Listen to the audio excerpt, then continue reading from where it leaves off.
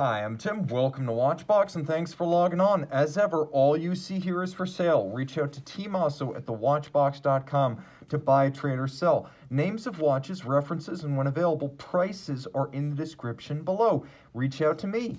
And if you're looking to sell, the window is closing. We're stocking up for the holidays, but we're only paying our top prices of the year until the holidays. At that point, we go on a little bit of a vacation price-wise. So the best time to sell your watch, whether a single watch or an entire collection, is right now. To reach out and sell the watch, the same address, tmosso at thewatchbox.com. All right, let's start with a big piece. Well, figuratively speaking, as the H. Moser C 2020 Streamliner center seconds in matrix green is not a big piece. It's 40 millimeters in diameter, nicely proportioned, fairly slim in profile, and eminently wearable even on smaller wrists. Now throw this watch on my wrist and you can see that this, the second of the Streamliner series, is a compact watch that wears well on any forearm. I've got plenty of clearance on each side because, after all, Moser believes that there is no need to build a bigger watch as you can't build a bigger customer. So the fit is perfect, even for use underneath the cuff. This could be your dress watch, just as with 120-meter water resistance and lume, it could assuredly be your sports watch. Now, the thing I love about this model, aside from the lovely matrix green fume dial, is that Moser went the integrated bracelet sports watch route without copying the Royal Oak or the Nautilus.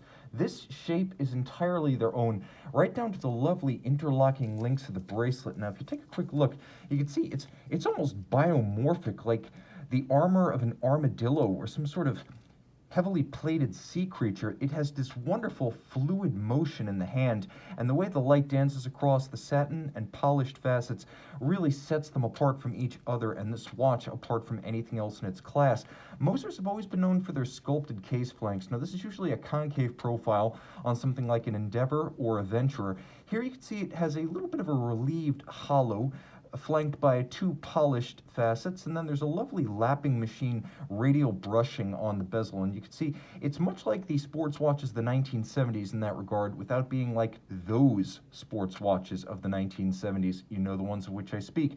Now, the dial has blocks of lume on the hands. This is called Globalite. It's a ceramic-like material impregnated with luminova, so it has 3 dimensions to its glow at night, and then you've got that fade from that neon matrix green. It's not quite neon, I would say it's a bright metallic, very much like the opening credits to The Matrix. If you can remember that green, this is that green. And inside the case, automatic winding with the 21.6 beat rate. This is the caliber HMC 200. It's made entirely by Moser for Moser, and it has the 3-day automatic winding reserve with a bidirectional magic lever system. It does feature hacking seconds. It's also got Moser's own hairspring and balance. All of this is free sprung with a full balance bridge to make sure that it is also a highly shock resistant watch, not just a highly water resistant watch. We're not done with Moser though, and intriguingly, we're not done with steel Moser, as I have here the Endeavor Center Seconds Concept Blue Lagoon. Now, this is a watch that, as you can see, was made in 100 pieces just last year. Thin in profile at about 10 millimeters by 40 millimeters in diameter.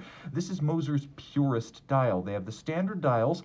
They have various colors. This is called Blue Lagoon. They have the Fume Fade, which is the fade from bright to dark at the edge.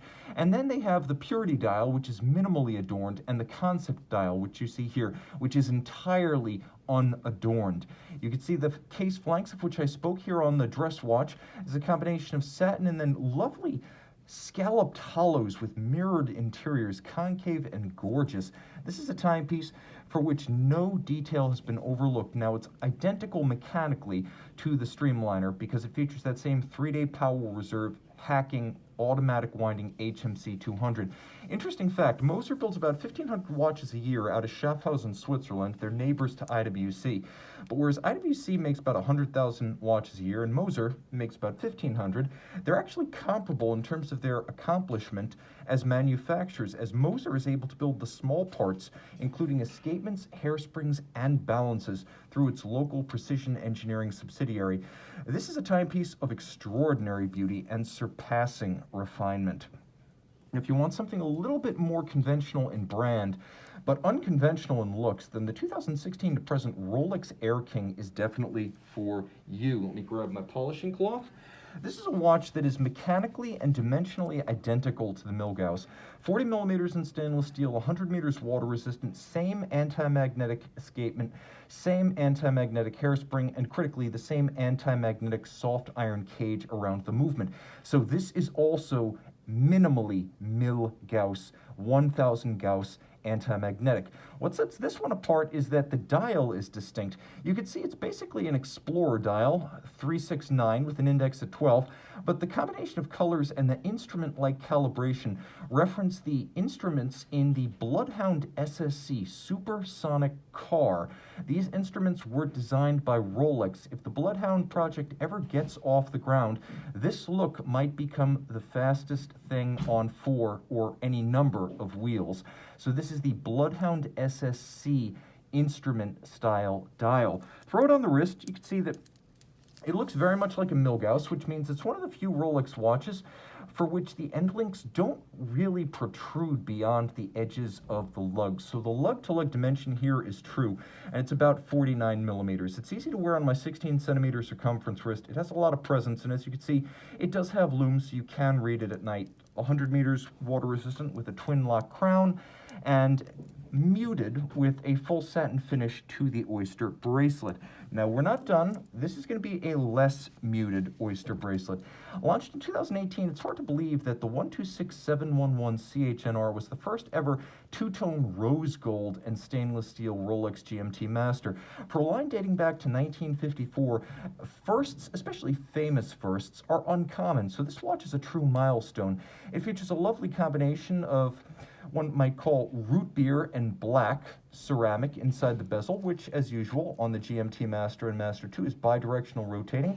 And if you set the 24-hour independent hand to Greenwich Mean Time, you can temporarily read 3 time zones using the bezel and the GMT offset of your port or airport of destination. Of course, back in 1954, the original GMT Master was launched as a timing aid for Pan Am pilots, and the only way to read that second time zone was to use the bezel. Since 1983, we've had the GMT Master II, which gives us at minimum true dual time capability. Now, it's a nice thin watch, only 12 millimeters thick, so this easily slides underneath the cuff. 100 meters water resistant, that is way more than the standard for a pilot's watch. So this is a timepiece that is appropriate if you are, for example, a seaplane pilot. A versatile timepiece, it could also be a dress watch alongside its sports watch potential, as the combination of a thin case, elegant rose gold accents, and of course the good taste in sizing of Rolex's mainstream models means that this will wear with a dress cuff and formal attire. Now, we're not done yet with our stainless steel sports watches. This is probably the most, I don't know, it's neck and neck with the Streamliner, but this might be the most interesting stainless steel sports watch I have on the table right now. And you can see that they are similar in size. 40 millimeters versus 40.5, but they are very different in shape and complication. This, of course, is the Patek Philippe 5960 1A010, model launched at Baselworld 2017 and made for about 8 months in production. It is one of the most interesting and scarcest stainless steel Patek Philippe sports watches of the modern era. Full bracelet, make no mistake, elegant in profile. Nice concave bezel to visually pair the mass. You have a flyback chronograph, an annual calendar, a power reserve indicator. There's a mono counter down at 6 o'clock that reads chronograph minutes as well as hours, and then if you look, there's a little dot underneath that that's blue or white. That's your AM/PM indicator. It's your go, no-go for using the calendar correctors. Now, the watch has a 55-hour automatic winding power reserve and a movement that's guaranteed accurate to -3 + 2 seconds a day from the factory.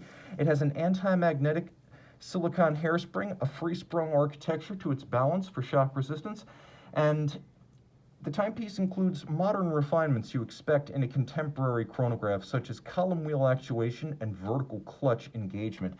It is a stunning watch, and again, the rarest of the 5960 1As. There is a silver dial model that ran from 2014 to 2018, but this watch launched in 2017 and discontinued less than a year later is the one to buy, in my view.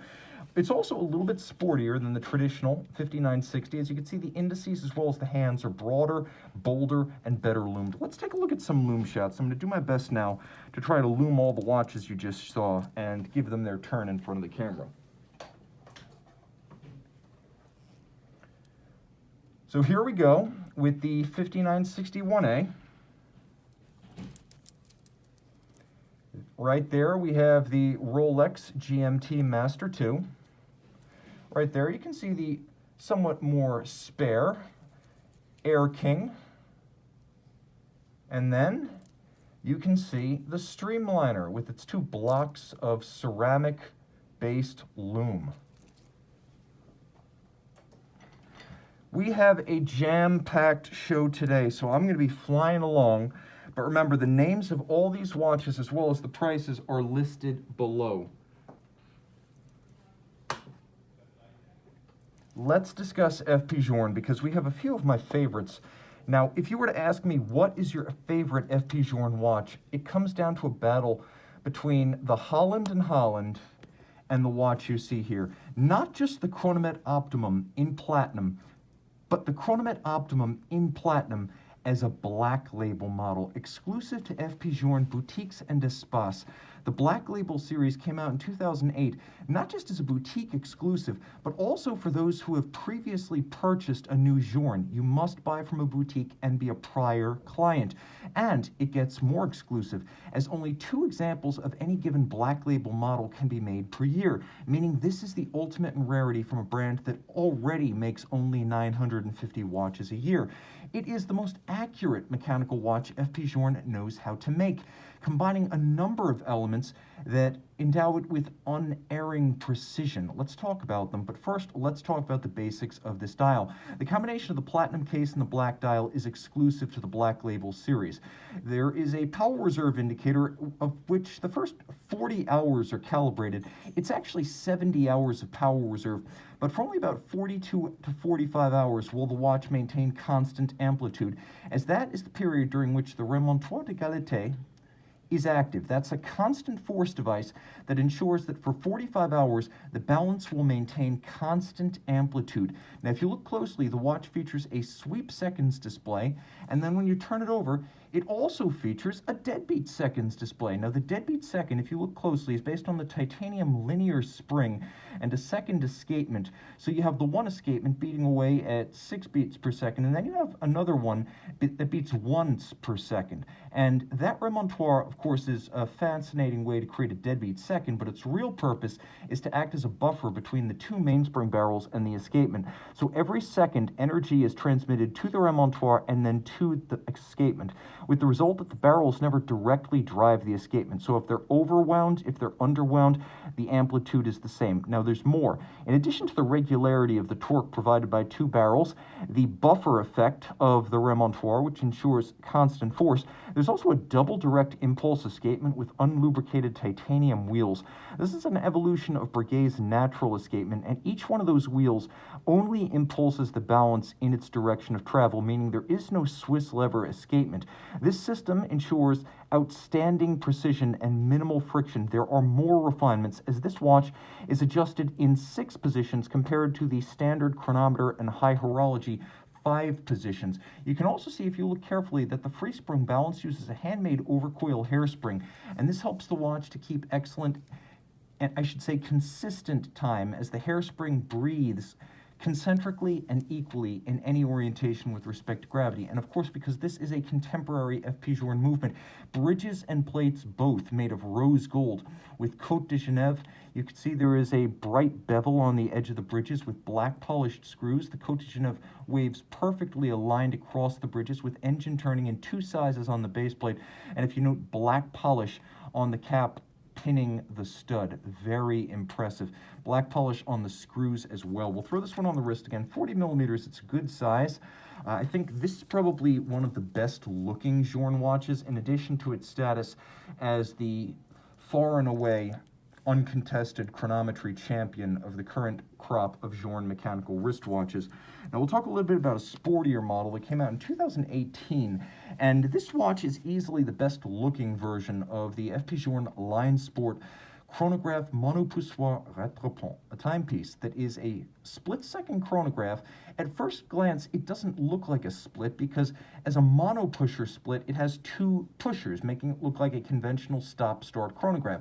But when you stop the chronograph, you must reset it. When you start it up, you have a trigger that acts as the brake for the coaxial split seconds hand. So you can easily judge the distance, or I should say the timing, between two intervals, such as the times two runners cross a line or two cars cross the start-finish straight of a racetrack. So you can time two events concurrently and gauge splits up to a minute using the split second. Now, it's also a welcome return of the date on FPJorn chronograph watches, which has been a much missed feature since the departure of the octachronograph in the late 2000s.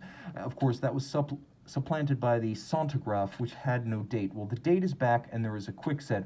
This blue mauve dial is unique to the Platinum model. I think it's the most attractive, and it's the compounding of the white gold brushed hands as well as numerals on top of the blue mauve base, which is almost like a dark purple that lends considerable drama to this dial. You can also see that new for FPJorn, we have a ceramic insert for the actual bezel, and that helps to guard against scratches. There are two generations of this watch.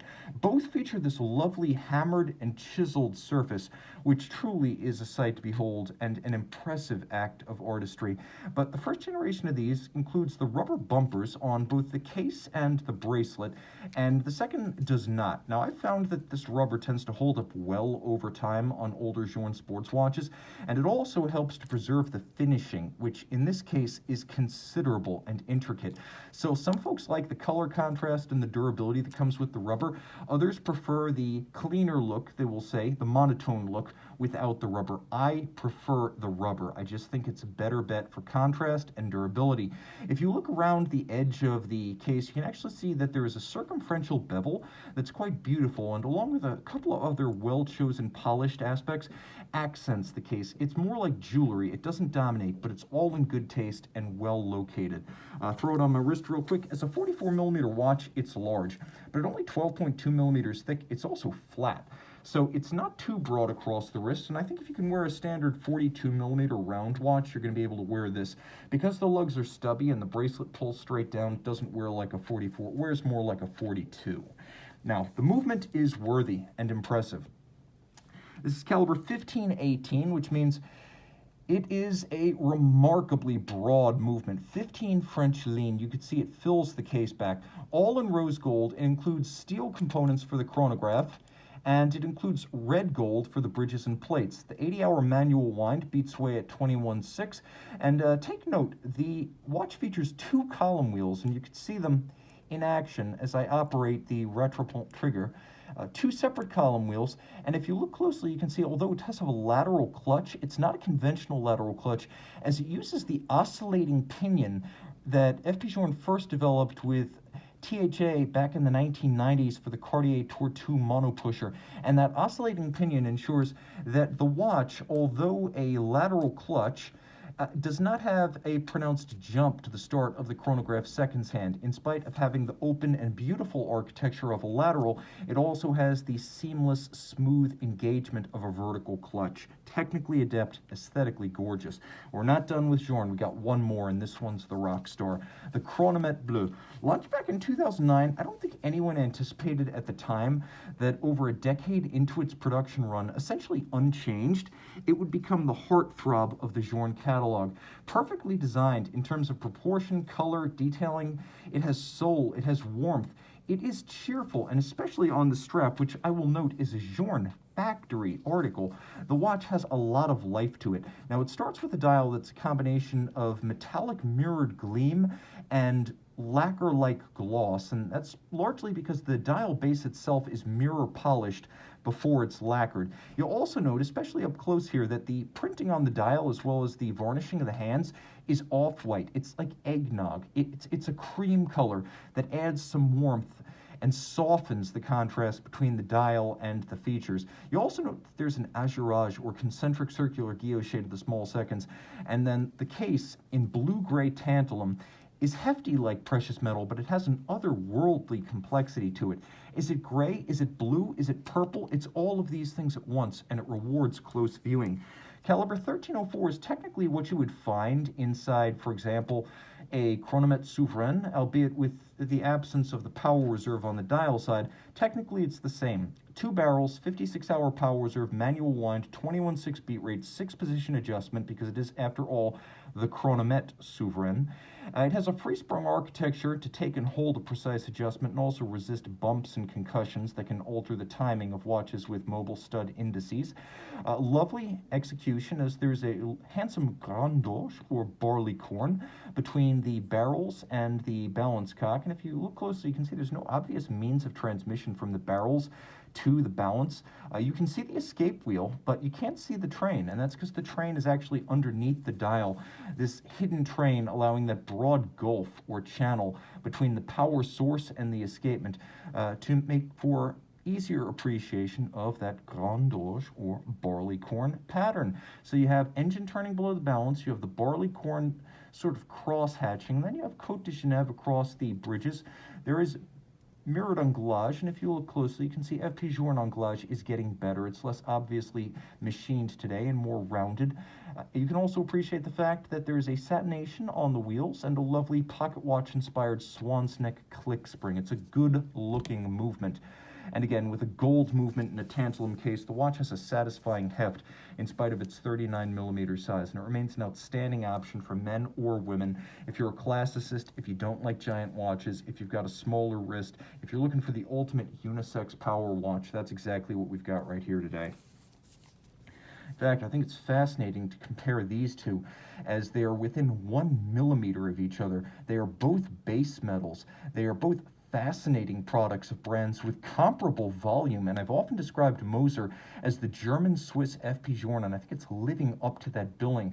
Which one would I take? I have to be honest, I would take the Moser, but it is a dead heat, as both of these are colorful characters in every sense.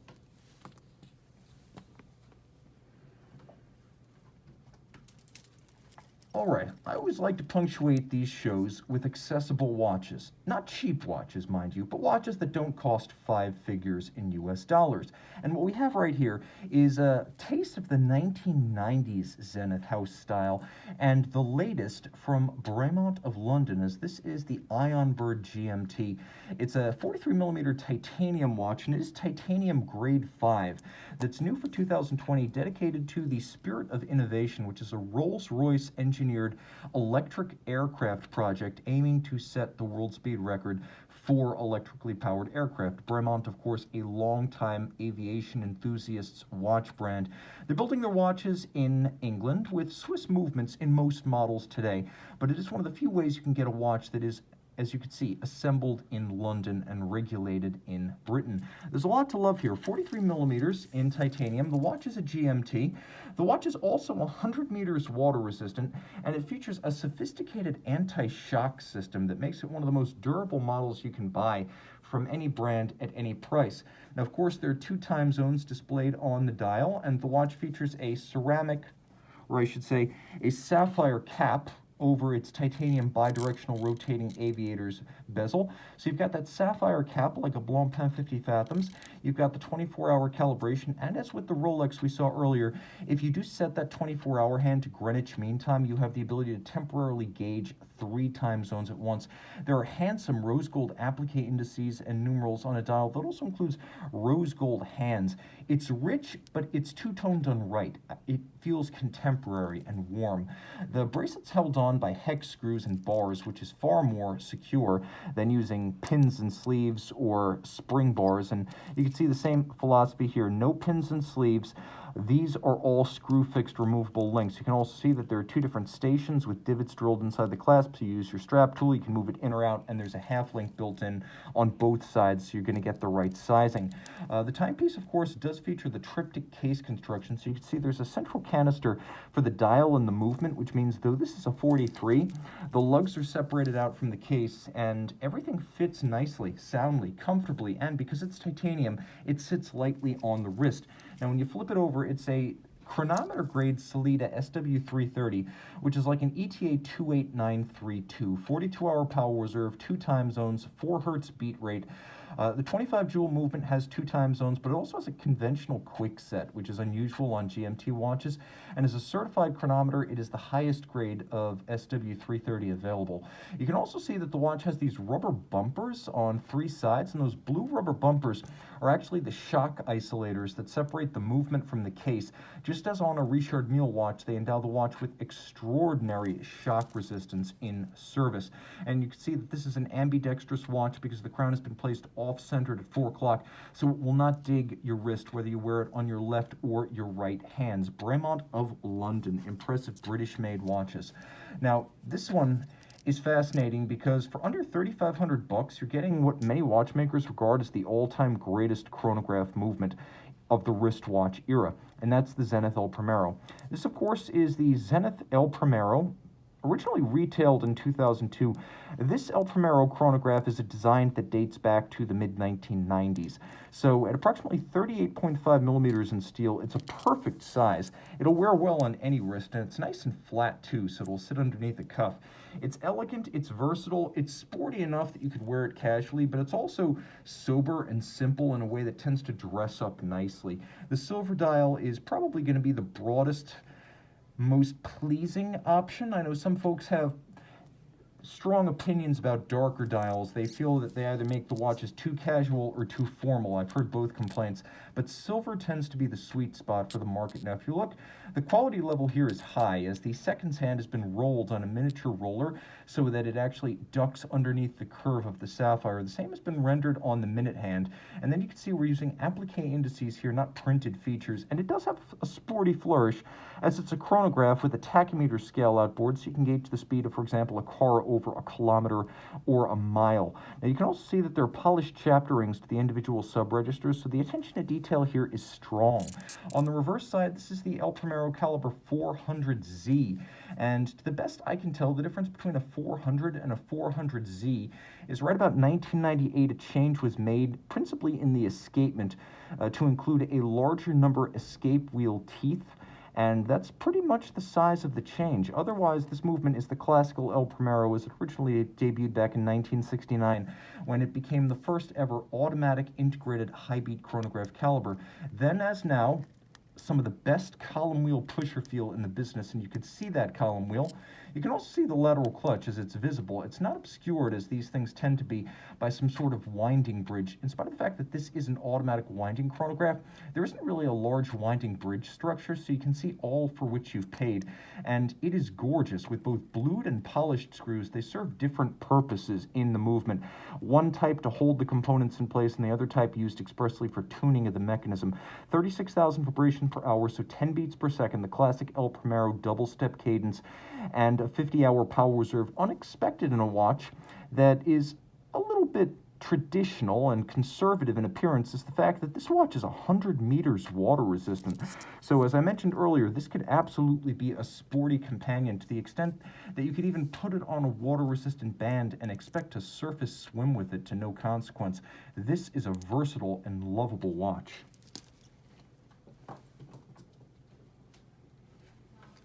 We're going to stick with versatile options for a moment and talk about two that almost anyone can wear and enjoy, but with very different aesthetics. The light and the dark. We'll start with the Veteran. Originally launched back in 1996, this version of the JaegerLeCoultre Master Perpetual Calendar is perfect 37 millimeters in stainless steel, meaning it looks outstanding on any wrist.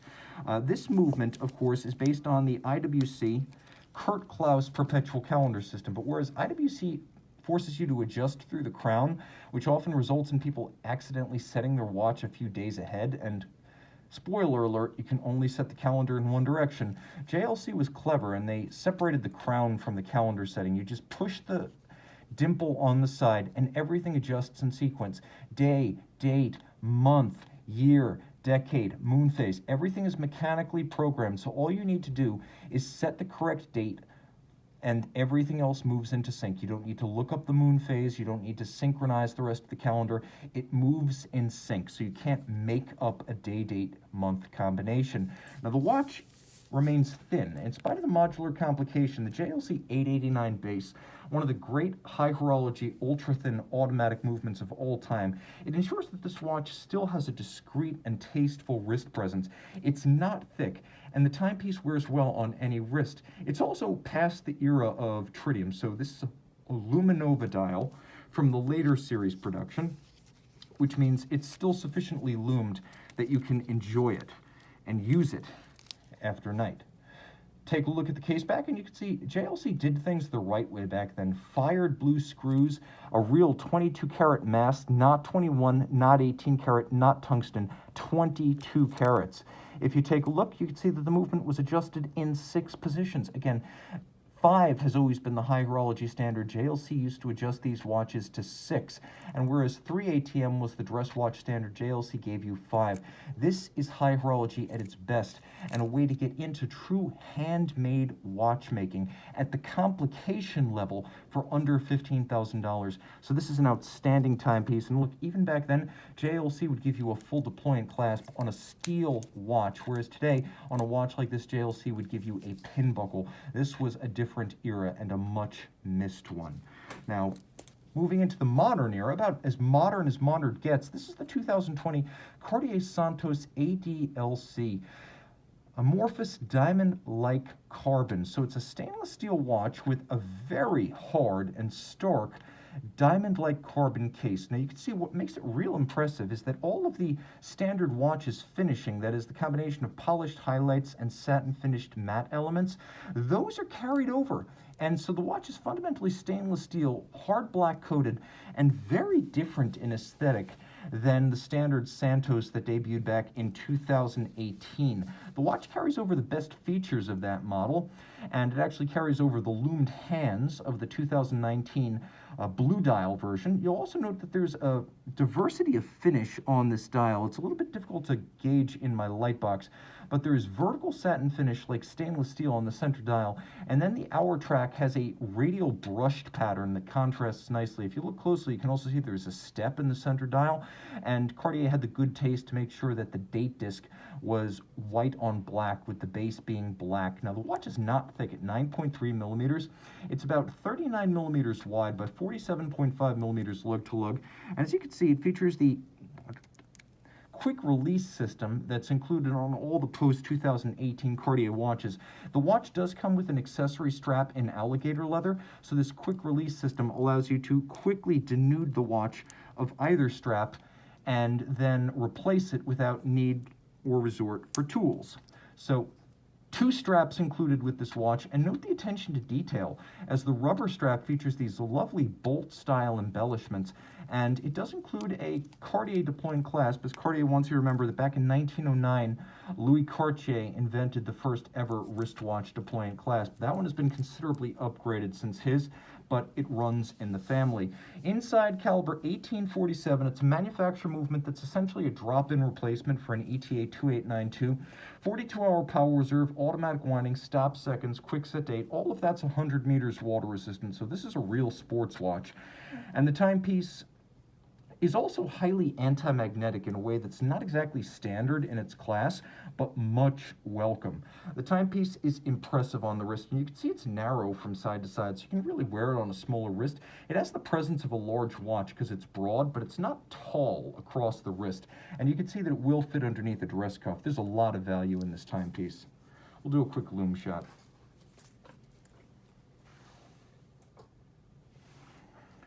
And you can see that the Cartier Santos ADLC is fully loomed. Remember, back in 1904, the Santos became the first ever pilot's watch for a Brazilian dirigible pilot, Alberto Santos Dumont, who needed both hands to operate his airship and thus required a wristwatch rather than a pocket watch. And this restores the Santos to its traditional role as a sports watch. We're gonna bring in the most aggressive sporting model on today's show, 47 millimeters in titanium. This is the Panerai Luminor 1950 Equation of Time 8 Days GMT. This is the PAM 656. This is about as much complication as you can cram into a Panerai.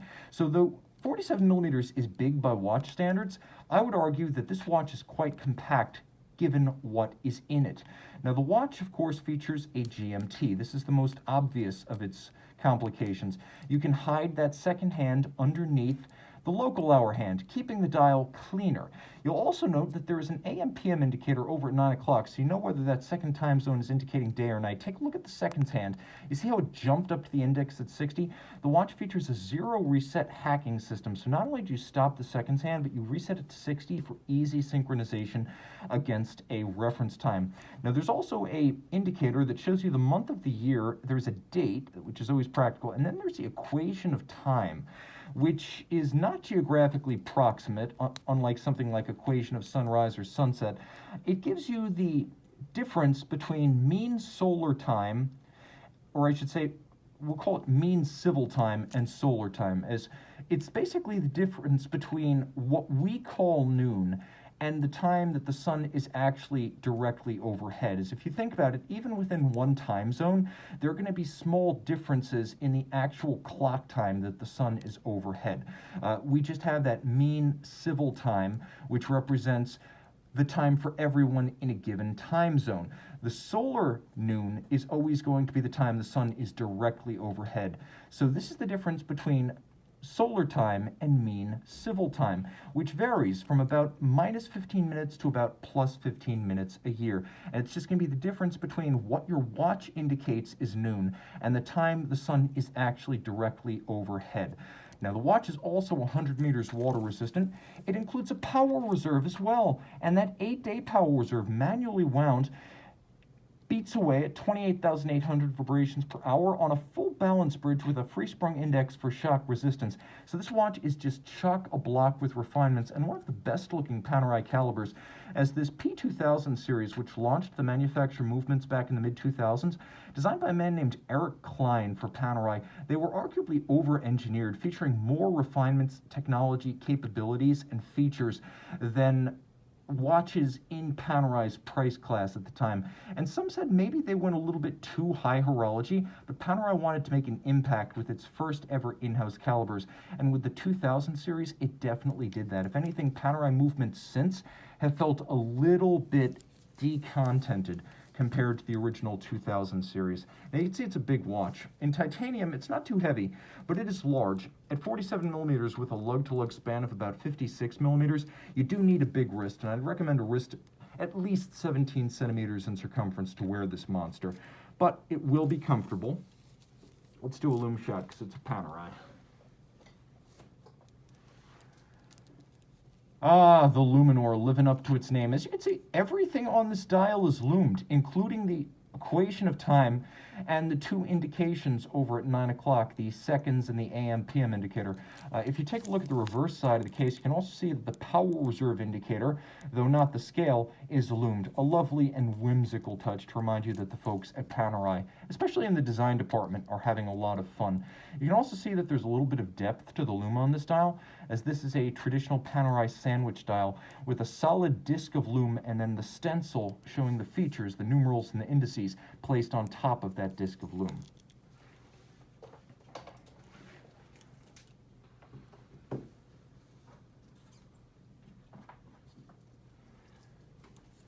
Let's talk high horology in rose gold, and we have a lot to cover. Okay, veterans first. Made from 2004 to 2008, the Patek Philippe 5070R chronograph is a glorious Lemania-based 42mm rose gold opus.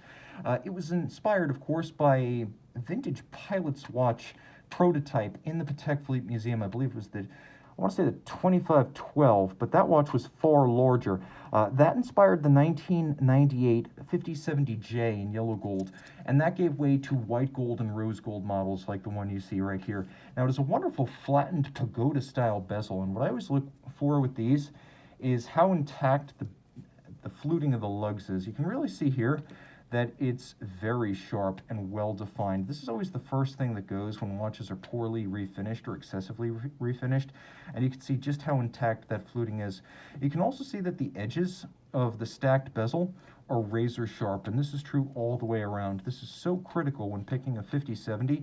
You want to see these signs that all the original metal is not just in place, but shapely. The dial is silver, but it's not a weak silver. You know, there are some silvers that are almost white. For example, the JLC Master Perpetual that we saw earlier. This is a darker silver. This is almost like Audi's Avis silver or Mercedes AMG Alubeam. Rose gold hands, rose gold indices, and a double scale outboard to disguise the disparity between the movement and the dial size. Frankly, it's one of the tricks of the eye that Patek Philippe pulls off masterfully with this watch. And then you have the caliber CH2770, based on the Lemania 2310, which was itself the basis for the Omega 321 that went to the moon. This is a high horology version of it, as it has the Poisson de Genève. It has parts that are finished accordingly. A lot of big upgrades.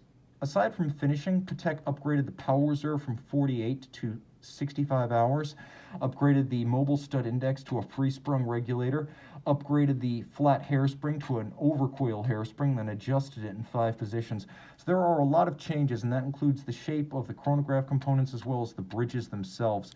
It remains a gorgeous-looking movement, lateral clutch and column wheel, beating away at a traditional 18,000 vibrations per hour, and you can see that enormous balance, which is almost the radius of the movement. Old school, big, slow, but massive. Throw it on the wrist, it has a lot of presence. I can only imagine what people thought back in 1998 when the original 5070 arrived as a 42mm dress watch back in the 90s, but it stood the test of time, and even today the 5070R has outstanding wrist presence, able to hold its own with modern watches, while boasting a style that has already stood the test of time and been anointed as a legend in the industry. The legend of de Bethune of L'Auberson, Switzerland, however, continues to grow. This is the 42mm red gold DB25 Starry Varius, launched back in 2018.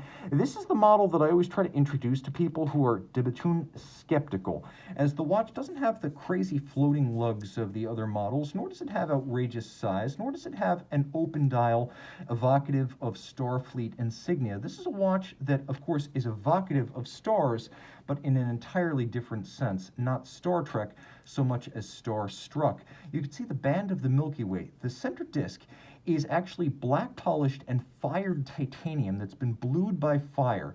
Gold leaf is then applied to create the band of the Milky Way, and individual white gold cabochons are placed to create the larger heavenly bodies in 3 dimensions. Now outboard you have a lovely chapter ring featuring the calibrations of the minutes as well as blue printed hours, which are absolutely gorgeous with rose gold cabochon placed externally.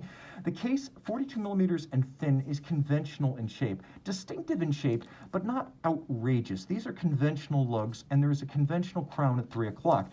Turn the watch over, the movement is just as impressive, as this is where de Bethune struts its traditional fine finish. As you can see, the brace at the center over the barrel bridge is entirely black polished.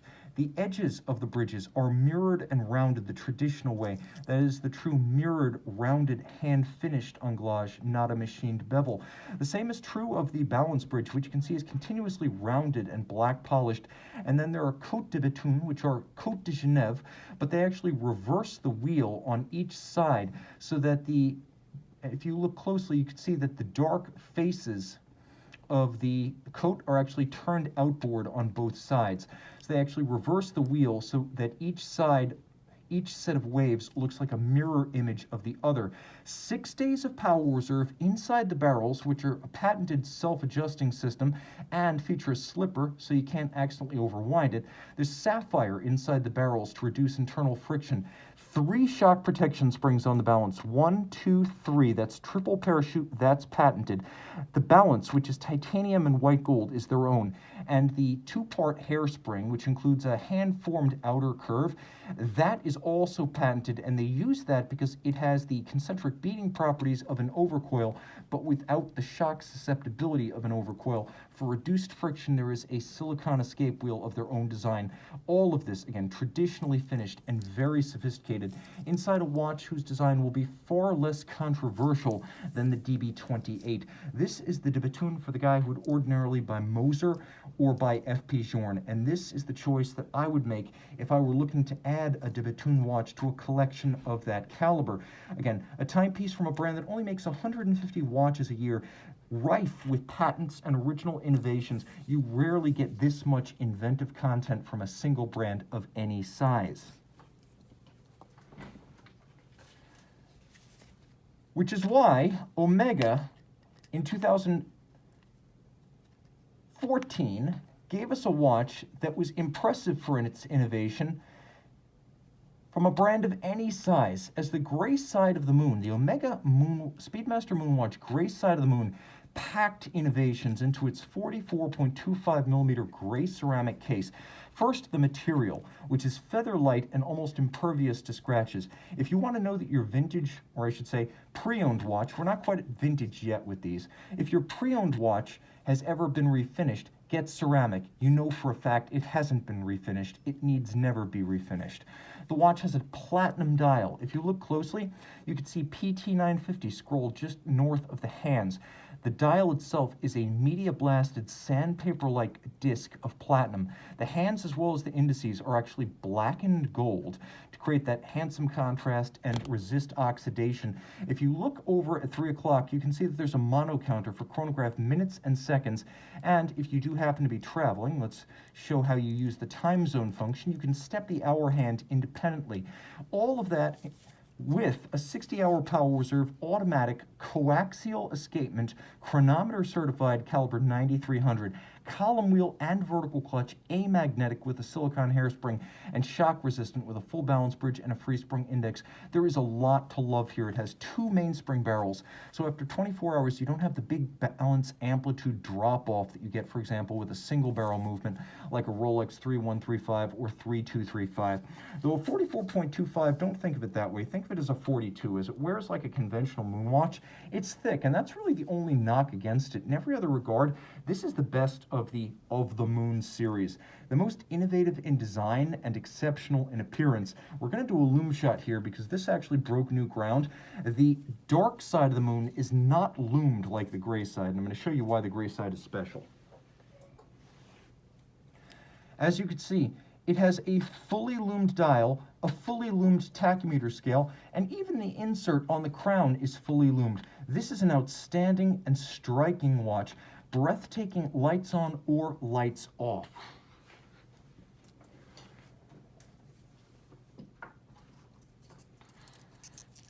And now we approach the thrilling conclusion of today's show. 2 watches, and you can't go wrong with either one. Both from a Lange Sohne of Glashütte in Saxony. We're crossing the border to Germany, and we're starting with the Datograph Updown. Released in 2012, the Dato Updown was a redesign of the now immortal Datograph flyback that bowed back in 1999 and took the Swiss by storm. The combination of the manufacturer movement and the standards to which it was finished caused Patek to rethink its plans to continue using a Lemania Abauche in its chronographs. This model was designed to maintain the momentum. A larger case going from 39 millimeters to 40.9, basically 41 millimeters. This one in platinum has a lot of heft to it. Other changes include the use of a power reserve scale on the dial and increased power reserve, which went from 36 hours up to 60 hours. Now, the watch remains a manual wind flyback chronograph that is defined by its large date dial. The timepiece is also fascinating in that, while attractive and impeccably finished on both sides, nevertheless, the watch really is all about its caseback, caliber L951, and the timepiece is just a jungle of beauty, as it includes silver components that are in steel, golden toned components that are in nickel, copper, zinc, and this is what's known as German silver, which is not in fact silver. German silver is really a medley, the nickel, copper, zinc with the copper giving it that golden hue. You can also see that they're both black polished and blued screws here. The watch includes both. The chronograph includes a lateral clutch and a column wheel, and if you look, you can see that the column wheel is entirely black polished atop its centering screw and its crenellated towers. You can also see that the chronograph clutch itself contains both sharp interior angles as well as sharp exterior or outward angles, which is truly exceptional. And also the fact that the chronograph clutch is entirely jeweled, which is uncommon on lateral clutch chronographs. Now, if we turn the watch over, you can see the freehand engraved balance cock with black polished swan's neck regulator. No two of these components are exactly the same because they are hand carved by specialized artisans who use burins. You'll also appreciate the fact that not just on the edge of the bridges, but on the edge of the chronograph components, which are much harder to finish, you get that mirrored rounded anglage of the highest order. And this is truly rare, not just because it's done so beautifully on the bridges, but because it is so well executed on the ultra-hard stainless steel parts of the chronograph mechanism.